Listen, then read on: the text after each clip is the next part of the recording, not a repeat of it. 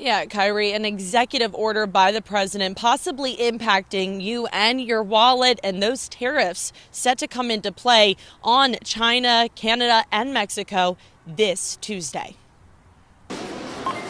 Paying for groceries or your electric bill, you could start seeing a difference in totals. As consumers, we're all going to be impacted by the tariffs. Towson University chief economist Dr. Darius Irani walking us through the impact of President Donald Trump's new tariffs. Here's what's included in the president's executive order: 10% on China imports, 25% on imports from Mexico, including produce, clothing, liquor, and auto parts, and 25% on all Canadian goods, except only 10% for Canadian oil, natural gas, and electricity. The president says this will help stop fentanyl from getting into the country. They're making it possible for this poison to get in, number one. And number two, we have big deficits, and it's something we're doing, and we'll possibly very substantially increase it. We're not. We'll see how it is, but it's a lot of money coming to the United States. A tariff, which is a tax on imported goods coming into the U.S., is charged to the importer.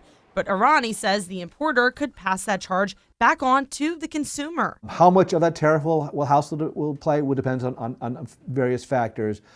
But you rest assured, it's not going to be zero, and it won't be the full amount. It'll be somewhere in between. Republican Representative Andy Harris putting out a statement saying, in part, fentanyl is being mass-produced in China, then smuggled across our Mexican and Canadian borders, killing more than 200 Americans daily.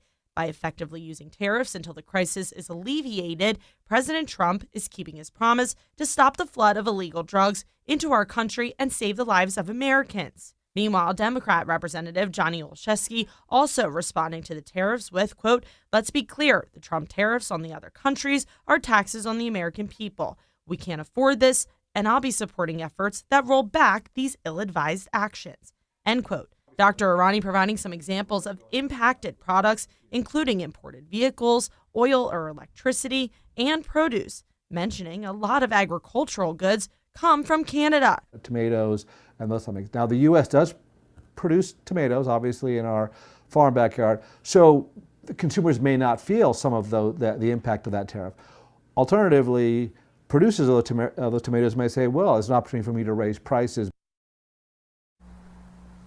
Just one example there. Now, Dr. Irani there, he says a trade war is not necessarily off the table. He says it could be a possibility if the countries involved in this end up going back and forth on their own tariffs, kind of like a retaliation factor into this. He also says when it comes to retaliation, there could be a switch of trade alliances, meaning that other countries may begin trading their goods with other places other than the United States. Just all possibilities on the table.